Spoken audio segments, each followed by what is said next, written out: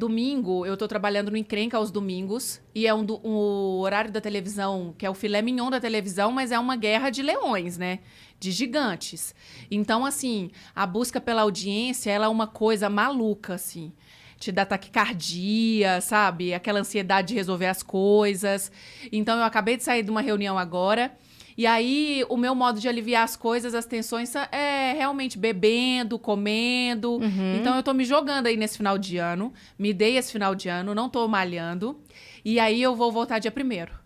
Dia 1º do... Dia 2. Dia 1º dia 2 de janeiro, você volta eu volto ao equilíbrio. Ao equilíbrio. Até então, eu sou super desequilibrada. Mas é só esse mês? Não, eu sou sempre assim. Não, peraí. Às vezes... Eu não. Tá bom. Não, eu acho assim... Ela já respondeu tudo com isso aí. Exato. Né? Às vezes sim, às vezes não. E desequilibrada, às vezes você cai também, né? Muito. Eu caio em todos os lugares. Que milagre eu não caí aqui hoje, né? Eu devia ter tropeçado naquela escada ali na hora que eu subi. Mas isso me aliviou um pouco, né? Eu caio em todos os lugares. Não fala isso não, porque você ainda vai descer. Ai, nossa, deixa eu te falar. Se Deus quiser, não vai cair, não. Tem corrimão, tem corrimão. Cara, e os meus tombos... Eu levei um tombo no primeiro dia do Encrenca, a gente gravando. Eu fui sentar... Sabe quando você senta em falso? Tipo, eu vou sentar aqui na cadeira, eu sento no chão. Sim. E tinha um totem do Marcelo de Carvalho. Ele caiu em cima de mim, na minha cabeça. Bem-vindo! Exatamente. É uma coisa assim, surreal. Acontece comigo. Bem-vindo à Rede TV, é isso. É bem-vindo à Rede TV. Já caí em festas, toda vestida de salto, jogando champanhe assim. Sabe quando o copo vai pra cima, molha todo mundo? Já caí ao vivo, já caí gravado, já caí todas as modalidades. Programa de TV também? Já caí. Já caí, inclusive, no último que eu tive, o Mega Senha, que é do meu chefe lá, eu consegui, no meio do palco, enfiar meu salto num buraco. E aí fiquei agarrada lá, tiveram que ir lá soltar minha sandália. Nossa, gente, é muita destruição. No Big Brother você caiu também? Caía muito. Se vocês pesquisarem aí no YouTube, Fernanda Tombos. Cara, eu caía muito, muito, muito, muito. Você tem, tipo, um histórico de tombos, assim? Tenho, eu tenho um Não, eu ia falar, de tem tombos. Compilado? Não, eu tenho que fazer os Alguém top 10, cria, né? cara. Gente, precisamos desse compilado, né, de tombos. Sim. Eu tenho um top 10, assim, eu tenho que fazer o top 10 tombos, assim. Eu tenho alguns que eu já postei, mas eu vou fazer esse compilado. Tem uns da Globominas também que eu caí. Tem vários maravilhosos, assim. Mas nunca se feriu, né? Sempre... Não, sempre é um roxo aqui, igual eu tô com uma dor aqui, ó, que eu bati no programa de rádio e aqui tá doendo, mas assim, nada demais. Uma torção, outra. Exatamente. É aquela música, eu não preciso de ninguém pra fazer merda comigo. Eu sozinha coloco a minha vida em perigo. Exatamente. É isso. E o Encrenca dessa semana vai ter o quê? Como é que é o Encrenca? Explica aí pra gente. Vou contar do começo. Tá bom. Ô, Dani, você pega uma cervejinha pra mim? Porque agora eu já tomei meu café. Boa. Então eu vou tomar minha cerveja. Entendeu? O seguinte, vamos começar pelo Encrenca. Eu estava fora do ar da TV.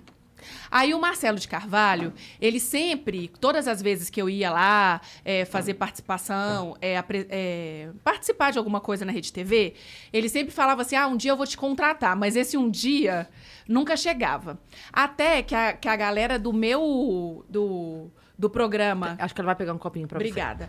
A galera eu tomo na lata mesmo. Eu gosto de latão. É mesmo? É. Então fechou. Aí, a galera que fazia o programa que eu faço, eles foram pra Band. Porque o programa deu muito certo na Rede TV. Que é o Tatola, os meninos. Um beijo, meninos! Estão arrasando aí na concorrência. E aí, o que aconteceu? Eles foram pra Band. E aí, teve uma renovação de elenco. Então, entramos eu, o Cossielo, o Vitor Sarro, o Vini Vieira e o Caio. Caio Pericinoto. E aí, a gente tá no programa tem 2 meses e meio. Mas assim, a gente pegou, tipo, o barco andando, entendeu? Porque os meninos, eles saíram, eles foram pra Band e levaram a equipe inteira. Não só... E foi muito rápido também, né? A decisão de sair com a saída foi muito rápido deles. Eles são completamente loucos lá na Rede TV, né? Porque os contratos lá, pelo menos o meu, assim, é por prazo indeterminado e sem multa. Então, assim, eu acho que isso é uma puta facilidade pro artista... Porque, tipo, se você tá insatisfeito, você fala assim, tchau e tudo mais. Mas eu acho que fica um pouco inseguro pra emissora, né? Porque, tipo, eu vou, amanhã eu não vou. né? É uma coisa meio assim. Mas daí confia na responsabilidade do artista, né? Mas haja vista que todas as TVs agora estão contratando por obra, é bom você ter uma tranquilidade, né? Respaldo a mais, né? Porque, tipo, lá no... Ai, obrigada. Lá no meu... Vou tomar no latão aqui, que senão fica muito chique. Eu vou... lá na Globo, meu contrato, por exemplo, era trimestral, renovável trimestralmente. Então, cada 3 meses, eu tinha um parto, entendeu? E aí, a minha mãe me ligava, que minha mãe a gente é do interior, você não sou sabia de Carmópolis, de Minas, e minha cidade é muito pequena. Aí, minha mãe tá assim, nossa, você tá empregada? Como é que tá seu emprego? Que não sei o quê. Aí, isso gera uma ansiedade também, sabe? Muita ansiedade.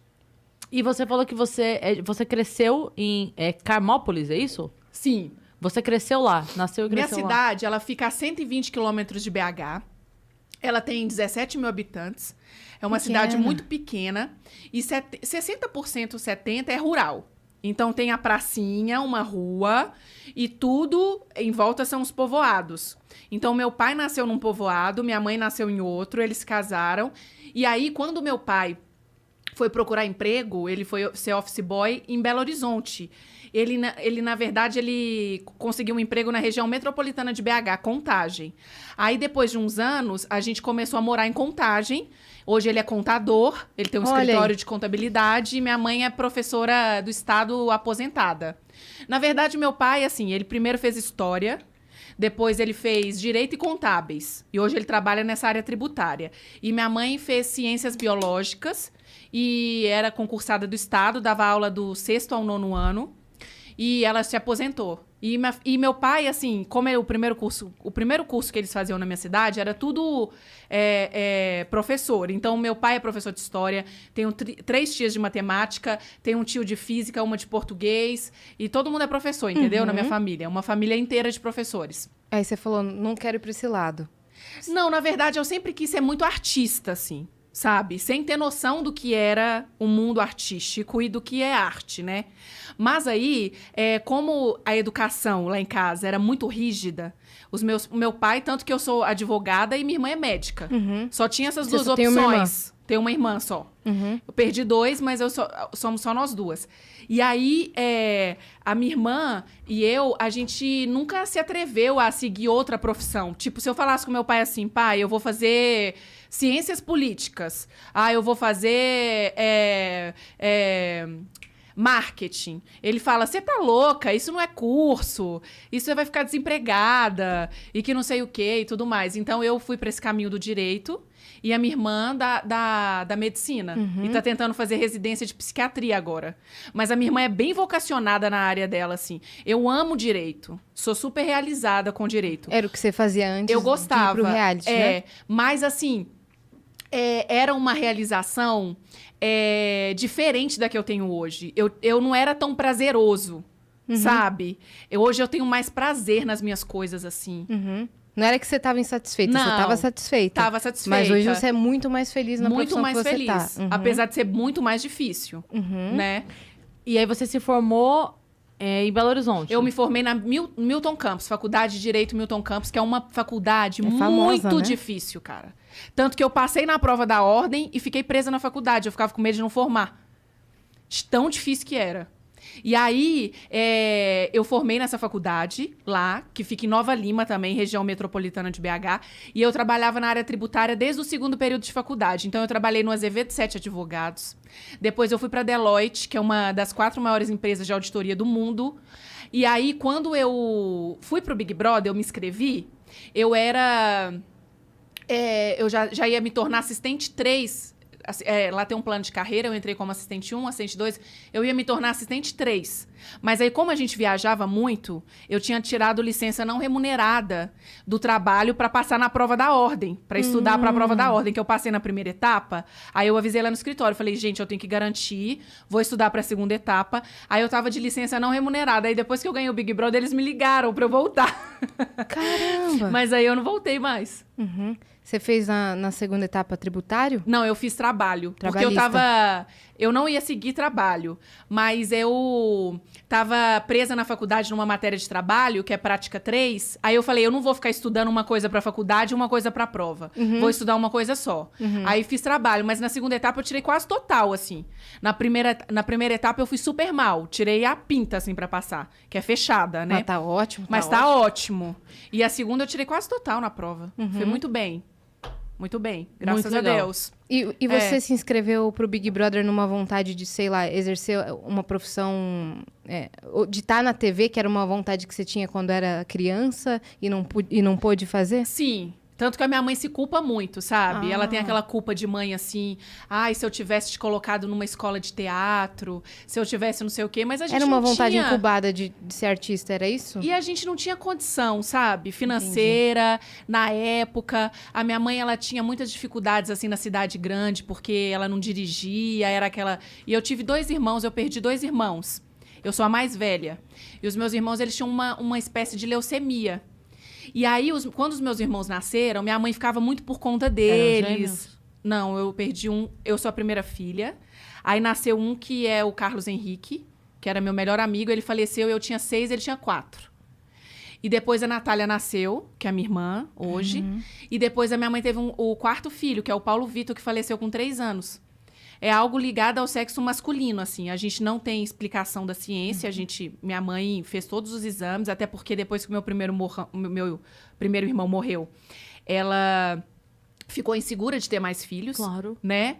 Mas aí deu que ela poderia ter filhos, normal.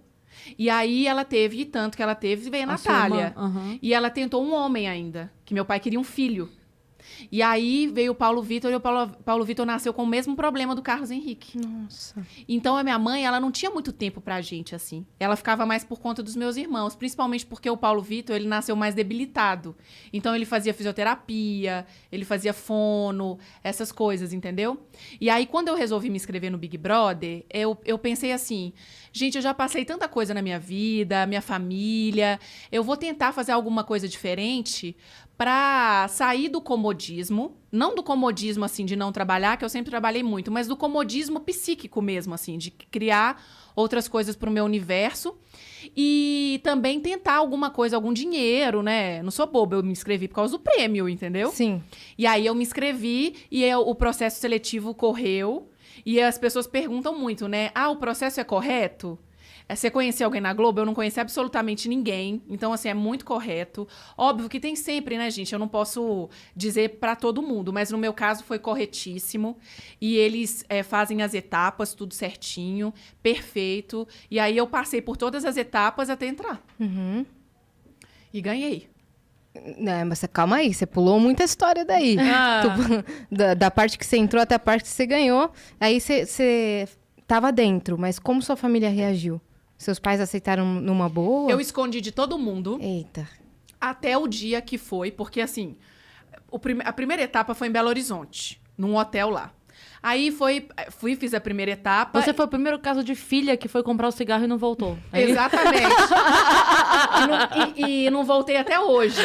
Que o meu pai fez um vídeo pra mim e falou assim, era pra você estar aqui trabalhando comigo no escritório, então não voltei até hoje. Tá lá. E aí eu fui pro hotel, fiz essa primeira etapa e eles falam assim, se a gente tiver interesse, a gente te liga. Tá bem? Não, tô bem. E nada de me ligar. Aí, beleza. Aí, quando foi no final do ano, eles me chamaram pra etapa do Rio. E aí, eu inventei um congresso pro meu pai. Falei, tem um congresso de direito. Meu Deus! Direito internacional. Poxa, pai, eles vão pagar até a minha passagem, de tanto que eles querem que eu vá. E aí, ainda joguei a sardinha pro meu lado. E aí, fiz a cadeira elétrica lá. E eles falaram assim, se você tiver interesse, se a gente tiver interesse, a gente te liga. O que é cadeira elétrica? É a entrevista lá com o Boninho. Ah, tá. Que é a mais pesada. A mais pesada, Uhum. a sabatina lá de perguntas e tal. E aí eu saí de lá, eles não me ligaram. É que você imagina assim, pra chegar no ponto de ser a entrevista com o Boninho, já é o final do final, né? Já é o final. Mas aí isso era dezembro, e eles não me ligaram e o programa começa em janeiro. É. Aí eu não tinha contado pra ninguém lá em casa, eu falei, eu não vou contar, porque eu vou contar pra quê?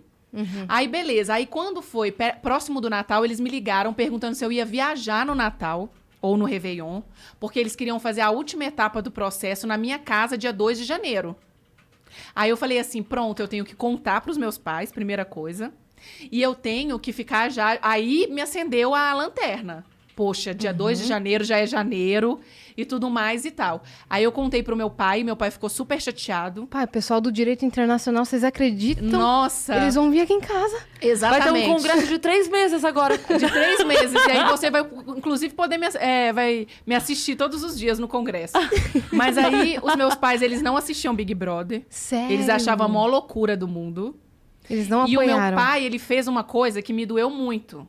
Tanto que a própria produção do Big Brother depois ficou preocupada. Eles conversavam comigo lá no hotel. Que eles ficaram com medo de eu entrar e, tipo, não fazer nada, né? Ficar lá pensando no meu pai e tudo mais e tal. Porque o meu pai, ele se calou. Na entrevista? Não. Meu pai nem tava lá. Ele saiu pra trabalhar no dia. Ah, do dia 2 de janeiro. Do dia 2 de janeiro. Ele saiu pra trabalhar. Ele falou assim, você tá fazendo coisas que atingem toda a sua família. E pipipipopopô. E foi trabalhar. E minha mãe ficou lá, fez um café, mineira, assou um pão de queijo, achando que o povo ia chegar, tomar café. E minha mãe não acredita, né, nessas coisas, né? Aí o povo já chegou em casa me filmando. Vambora, faz mala, e fiz mala. E de lá eu fui. Fez mala nesse dia mesmo? Nesse dia, eles já pegam, já fazem suas malas. Na verdade, eu tinha passado o Réveillon, eu acho que no Sul. E minha mala já tava feita do Sul. Eles pegaram mais ou menos a mala que tava, que eu não tinha nem desfeito a mala. E de lá eu fui, entendeu? Meu Deus. E assim é com todo mundo. A produção faz uma triagem, assim, tipo, de marcas, pra você não levar nenhum Adidas, né? E tudo mais. E depois eles te dão outras coisas, se você precisar. Por exemplo, se você não é uma pessoa que faz muita atividade física e lá precisa de roupa para as provas e tal. Aí eles te dão um suporte de roupa de ginástica, entendeu?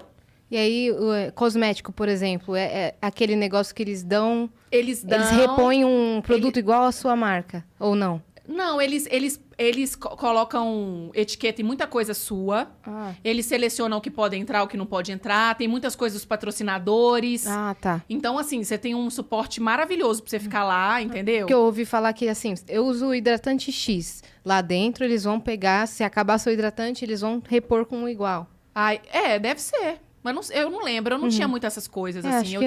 Antes não se preocupavam muito com não, isso, no né? meu não tinha pinça, eu me barbeei o meu Big Brother inteiro. Não tinha pinça. Com gilete? Com gilete. Lá não tinha cera depilatória, não tinha secador de cabelo, não tinha prancha, não tinha babyliss. Agora as meninas estão vivendo um mar de rosas. É porque o Big Brother veio depois do No Limite. Eles achavam que era o No Limite BBB, né? Exatamente. Antes era misturado, depois que separaram Exatamente. os programas. E aí foi super difícil pra mim essa parte da pinça aí. Mas depois eu fiz um laser aqui nas minhas barbinhas, ainda tem umas barbinhas assim. Mas aí tudo resolveu. Mas por que foi difícil? Muita mulher faz isso, né? De se barbear? Muita gente fala comigo até hoje. Fala assim, nossa, eu me barbeei tanto porque eu sempre me barbeei, eu te via se barbear e tudo mais. E foi maravilhoso, assim, porque é uma libertação, né, gente? Você só passa um giletinho, assim, não tem aquela coisa de cera, de você ficar toda empolada, né? E é bom que depois você faz laser, porque o laser você não pode pinçar. E aí você faz laser e fica lisinho. Perfeito, você mostrou que realmente você funciona, mas não fiz nenhuma mulher propaganda raiz, pra né? Gillette. Poderia ter feito, né? Não tinha public post, não tinha Instagram na minha época, né? Cara? As pessoas ligavam, né, galera? É muito Pra surreal votar isso, ainda pra votar. era ligação? O site também? Tinha site, mas ainda era ligação. 0300, não sei o quê, se você quer que fulano ganhe. Quem que tava mais na edição? Tava eu. A minha edição foi uma edição maravilhosa, porque metade da casa eram de ex-BBBs e metade era de novatos. Então, na de ex, teve o Bambam, que desistiu na primeira semana. Me lembro. Teve o Bambam, o Eliezer, a Fanny Pacheco, a Ana Mara, o Domini, que tinha ganhado. Verdade. O Dourado foi nesse também? Não, o Dourado não foi, não. Foi no outro. Deixa eu ver quem mais. Tinha a Natália Casasola e tudo mais. E no meu, na parte novata, tinha eu, o Nasser, a Andressa, a Camila, o Aslan, a Aline 2Ts. Sei. Maravilhosa. Eu lembro bastante do Nasser, eu acho. Sim, o Nasser foi comigo até a final. Ele foi pra final. Sim. Me lembro. E como é que foi a experiência lá dentro? Como é que era a convivência com o pessoal? Insuportável. Ah, então tá bom. Eu acho assim, conviver hoje em dia... Conviver hoje em dia é muito difícil, né, gente? Eu tô chegando a uma época da minha vida, assim, com meus 30 e poucos anos, que eu acho que a sociedade não deu certo, sabe? E eu tô tendo essas discussões filosóficas comigo mesma, sabe? Mas não deu mesmo. No chuveiro, sabe? Parando pra analisar, não deu. Não Tinha deu. que resetar. Exatamente, entendeu? Quando eu acho que eu acredito numa solução, igual eu tava apostando na Simone Tebet, e agora já não aposto mais, enfim... Eu acho, assim, que tudo tá caminhando para um verdadeiro caos, sabe? Eu acho que a gente pode começar do zero de novo. O que vocês acham, assim? Resetar, né? tinha que dar uma resetada. tipo um meteoro, assim, dos dinossauros, assim. Um dilúvio. É, uma coisa assim. Eu já tô mais assim, sabe? Pode ser. Não usei nada, tá, gente, antes desse podcast. Tô falando sério. Só Não uso droga, só minha da cerveja. Sim. E aí, o que eu tava falando sobre isso? Que o A mundo não deu convivência. certo da convivência. Porque assim, gente, eu vou falar pra vocês uma coisa. Minha mãe fala pra mim que o padre lá sempre falou que o grande martírio de qualquer pessoa, a grande cruz é aturar as outras pessoas. E se você for pensar, você só atura as outras pessoas. Você atura os seus maridos, os seus filhos, tudo. Ah, mas aturar é uma palavra muito forte. Não, gente, é a realidade. Você atura as coisas, você suporta as coisas. É que, na verdade, a gente escolhe as pessoas que têm os defeitos que a gente atura mais. Exato. Né? E que às vezes a gente acha que atura mais e depois descobre que nem é tanto assim, né? Eu lembro que uma vez eu fui no programa do Onivon e a gente tava falando disso, que ele falando, a gente escolhe as pessoas e tal, as qualidades. Eu falei, não, mas a gente escolhe as pessoas pelos defeitos também. Sim. Porque a gente seleciona as pessoas pelos defeitos que a gente consegue lidar. Exatamente. Porque tem algumas pessoas que... Todo mundo tem defeito, mas tem umas que tem um defeito que eu não consigo lidar. Com esse defeito eu consigo lidar. Então você acaba lidando com essa pessoa que, poxa... Ok, com esse defeito aqui eu topo, vai, bora. Bora com esse defeito aqui, sabe? Pinto pequeno, por exemplo, é um defeito que eu não consigo lidar. Tô brincando.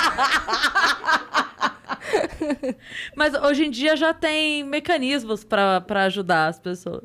Cara, ontem eu tava tomando uma cerveja, assistindo a uma encrenca com uma amiga minha, a Giovana. E aí a Giovana tava me falando assim, que ela conheceu um cara maravilhoso. Depois vocês voltam pro assunto, tá, gente? Porque eu já viajo na maionese. Pode viajar, pode viajar. É. Aí a Giovana virou e falou assim, nossa, Fernanda, mas aí eu criei tanta expectativa e o pinto dele era um Yakult.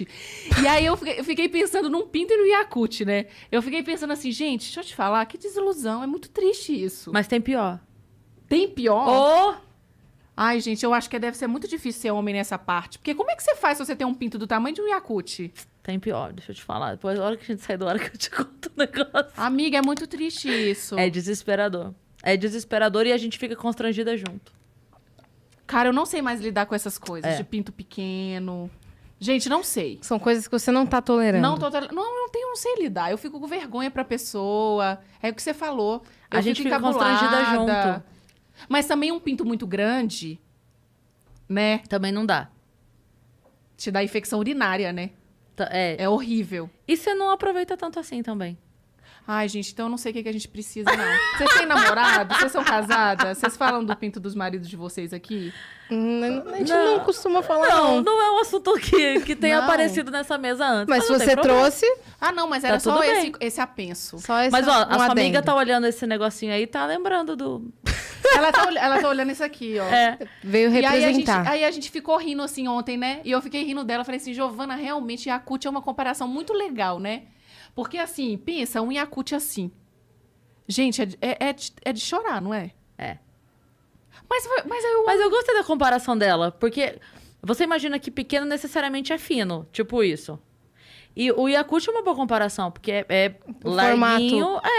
O Yakult é uma boa comparação. vocês comparam o pinto do ex de vocês? Não, mas tem um grupo de amigas minhas no WhatsApp que chama Naja Gaúcha. Naja Gaúcha, já gostei desse nome. É isso. Porque o que acontece? Uma humorista amiga nossa foi pro sul e ela pegou um cara lá. Preciso explicar mais do que isso? Não, Naja Gaúcha. E aí, esse grupo virou pra comentar sobre a Naja Gaúcha e ela reuniu a gente nesse grupo e a gente comentava. Só que daí esse grupo acabou virando e aí as outras meninas começaram... Os caras mandam foto de rola no Instagram e aí a gente começou a postar lá pra zoar. E tem uma amiga nossa, que a Yas conheceu, que é a Babu Carreira, E a Babu, Beijo, maravilhosa, incrível. E a Babu, ela é boa de desenho. Então, o que acontecia? A gente mandava foto das rolas que os caras mandavam e a Babu brincava de desenhar. Então, a rola dos caras virava tipo um cachorro quente, aí ela desenhava a rola Gente, da eu adorei salsicha. essa história. Ela fazia uma borboleta Bota na ela no rola. Ela fazia uma borboleta na rola. Me bota nesse grupo. Vou botar, Naja é Gaúcha. ótimo. Aí ela faz várias coisas, assim, dependendo do formato da rola, do tamanho. Ela faz um desenho, sabe? Meu melhor grupo de Instagram é maravilhoso. Meu melhor grupo de WhatsApp chama Aqui Pode. Somos eu, a Eliana, a Galisteu, a Yara Gereissati, a Femota e a Pati Gaiotto, que é uma amigona nossa médica, e a Andréia Clara e a Lu Cardoso, esposa do Faustão. Cara, Aqui Pode. Deixa eu te falar, meninas, eu amo vocês. Vocês são a minha alegria diária, cara. A gente manda tudo. Da Naja Gaúcha até o... Entendeu? Até a fofoca Vale do qualquer dia. tipo de humor. Não tem nada de politicamente correto Ah, é ou maravilhoso. incorreto, entendeu? Tem um outro grupo meu que, assim, que chama o Melhor Grupo, que é só a nata da nata das meninas. E aí lá também... É tipo o Aqui sem Pode. limites. É tipo o Aqui Pode. É porque esse Aqui Pode surgiu de um outro grupo que era Amigas do Coração. Aí foi entrando gente. Aí ficou aquele grupo de cartão postal, de mensagem de bom dia. Ah, daí é ruim. E meu cu com Não, fritas. o bom é grupo de falar... Ó, esse grupo quem tá? Tá a Ariana Nutt, tá a Ju Black Power, lá do Danilo. Do The Noite. Maravilhosa. Maravilhosa. Já gostei, já pode me colocar. Tá a Ana, a esposa do Diogo Portugal. Olha aí. Parece o seu grupo, só que Não. de outro nicho. É o nicho da comédia. Da comédia, adoro. Mas lá também é assim, a gente fala, nossa, mas olha, se pegar aquele grupo lá, ninguém arruma emprego nunca mais na vida. É todo mundo cancelado.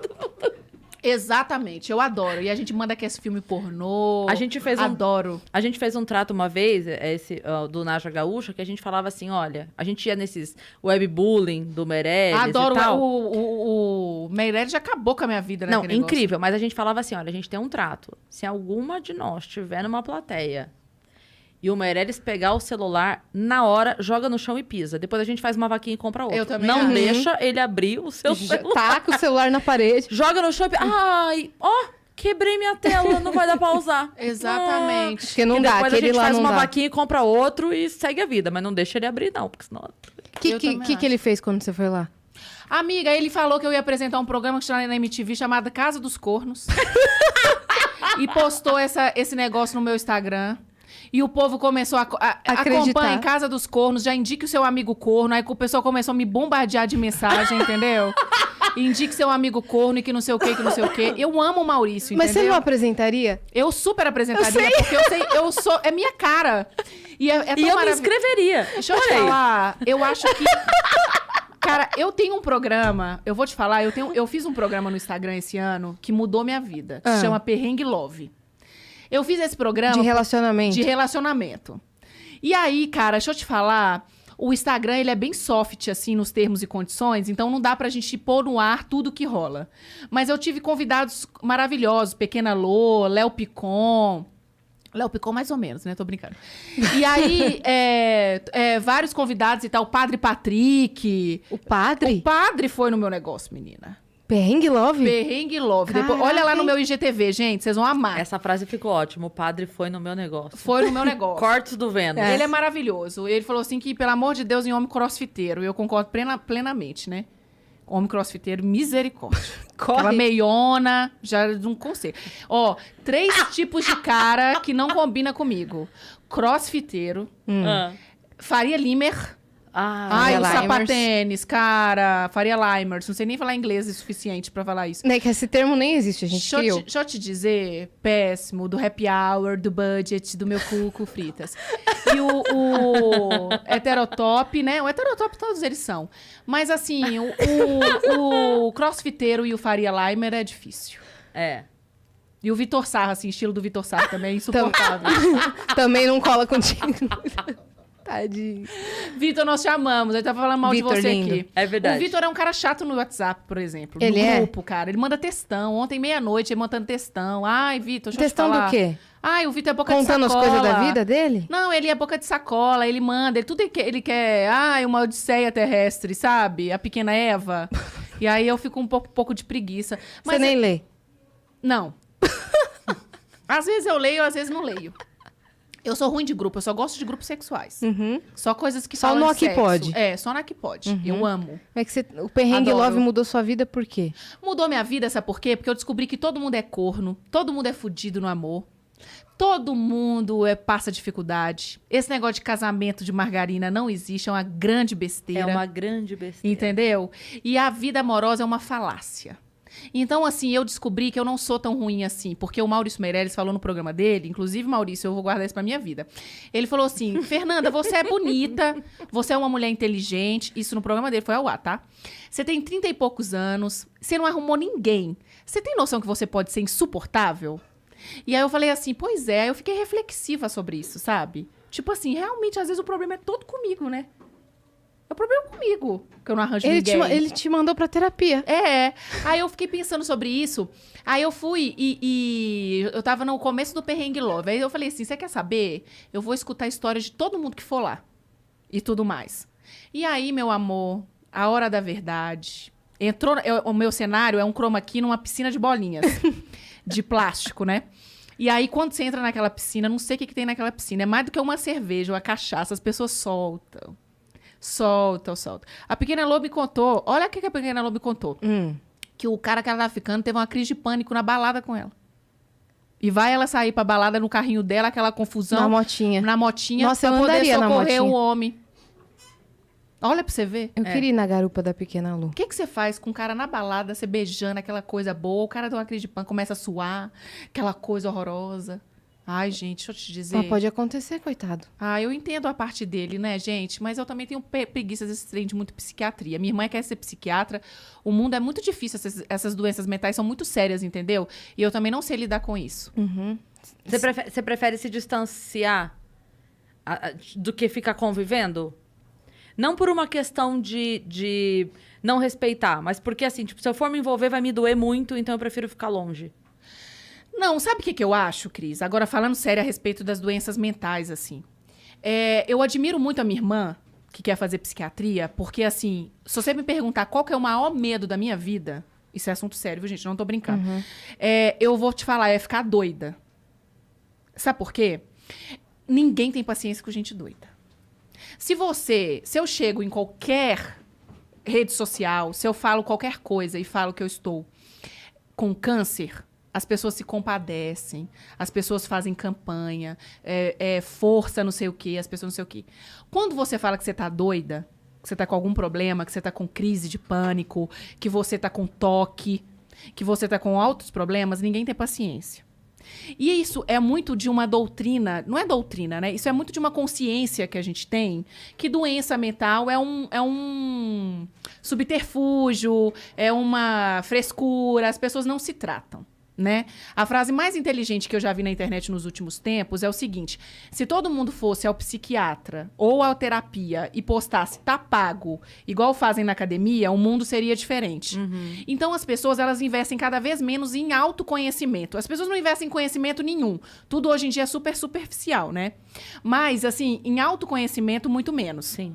Então, assim, por exemplo, a minha irmã, ela quer tem várias vertentes a psiquiatria. Então, tem dos adictos, das pessoas que tratam as pessoas com dependência química, que é um puta mercado, tá?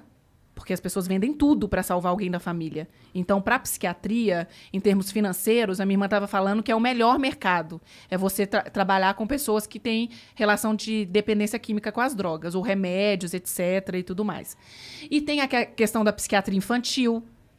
Tem a questão também do louco mesmo, que tem uma doença que joga pedra em avião, que a gente brinca, mas assim, a pessoa realmente, ela não, né, tem alucinações, etc. e tudo mais. Então, assim, eu acho que essas doenças, além delas terem que ser respeitadas, elas têm que ser tratadas como tal. E uma coisa que não acontece quando uma pessoa tem câncer é a pessoa vir e fala assim, não, eu vou te ajudar, eu vou te tratar. Ninguém fala isso com uma pessoa que tem um câncer, que tem um problema no estômago, que tem qualquer problema sério. Com o depressivo, não, você passa os dias lá em casa, Passa uns dias lá em casa, vai fazer um esporte. As pessoas têm tratamento para essas doenças. Então, eu acho assim, quando você tem alguém na família, ou seu marido, ou seu namorado, ou seu irmão, que tem uma doença psíquica, ele tem que ser tratado por alguém que realmente seja competente para tratá-lo. E não você querer resolver. Não dá pra subestimar, né? Não dá para subestimar. Entendeu? Então, assim, quando alguém chega pra mim e fala comigo assim, Fernanda, eu tô com um problema, tô depressiva e tudo mais. A primeira coisa que eu falo é o seguinte, cara, tira licença não remunerada. Tipo assim, se você pode, né? Tô falando isso, né, gente, em termos de privilégios, pelo amor de Deus, não tô discutindo isso. Mas, assim, vá se tratar. E eu acho que isso também tem que ser mais difundido nos postos, assim, nos pronto-socorros, pronto atendimento. Se uma pessoa que não tem plano de saúde, ela tem uma crise, tipo de ansiedade, ela vai num PA, num pronto atendimento, vai fazer o que com essa pessoa, Cris? Qual o atendimento que ela vai? O que ela vai... Que não é uma fratura, que não é uma dor de barriga, vai fazer o que com essa pessoa? O médico não tem nem tempo de sentar com a pessoa e falar assim, olha, toma uma água, o que tá acontecendo e tudo mais e tal. Porque ele tá no corre ali também. Exatamente. Entendeu? Então, assim, eu quero trabalhar muito com a minha irmã nesse sentido, sabe? Outra coisa que a gente vai trabalhar muito juntas, que a gente já prometeu, assim, reabilitação de reinserção de presos. Ninguém tem paciência com preso também. Então, assim, essa escória da sociedade que fala-se tanto em empatia, né? É uma palavra tão legal, tão na moda. Eu falo que as duas palavras que estão me dando preguiça agora nesse final de ano é empatia e empoderamento, porque elas nunca foram tão mal utilizadas e elas nunca tiveram tão na moda. Tudo é uma mulher empoderada, tudo é uma mulher... Gente, deixa eu te falar, independente de ser homem ou ser mulher, essas pessoas, elas estão perdendo o sentido, porque é muito fácil você ter empatia com quem tá certo. Você ter empatia com quem tá errado é muito complicado. E aí você tem lá a população carcerária. Tem um documentário no Netflix, gente, que chama Justiça. Assistam esse documentário. É um documentário mais antigo, mas ela mostra a realidade carcerária brasileira. Porque a gente tem mania de falar que as pessoas não vão para a cadeia no Brasil. E essa é uma grande falácia. Porque a população ela só tá, assim, as cadeias lotadas, porque muita gente vai para a cadeia no Brasil. E as pessoas que deveriam ir para a cadeia, elas não vão. Então, lá, eles acompanham o dia a dia de defensores públicos, dia a dia de presos, casos que, assim, a justiça demora para resolver, o cara fica lá preso, etc. e tal. E aí, o que acontece? Forma-se uma população que tem que ser reinserida. Vai fazer o quê com essa pessoa? Vai colocar uma bomba? Vai fazer um novo Carandiru? Pelo amor de Deus, né? Não tem como. E aí, o que vai fazer? Você não vai dar emprego para essa pessoa, você não vai dar condição social. Isso tudo é um trabalho mais do que psicológico, entendeu? Mas por que a gente estava falando disso? Porque a gente saiu do Yakult, né? Do Pinto Pequeno e fomos para a população carcerária. Gente, pode perguntar aí, tá? Porque daqui a pouco tudo eu tô começou na vocês. convivência, que é uma merda. Que a convivência do BBB foi lá que a gente parou. Foi insuportável. Por quê, gente? Numa casa que não tem-se absolutamente nada pra fazer, porque na Fazenda, eu tava vendo que eu tô assistindo a Adri, que a Adri é minha amiga, muito minha amiga, e aí eu tô assistindo sempre pra ver a Adri, eu tô adorando a Fazenda. E eu amo porque eu sou da roça, então lá eu ia super me distrair com aquelas dinâmicas da roça, de tratar os bichos e tal. Aquilo é uma ocupação mental. No Big Brother não tem nada disso. Nem música, às vezes? Tem as festas, tem as atividades. Mas diariamente. É pontual, não.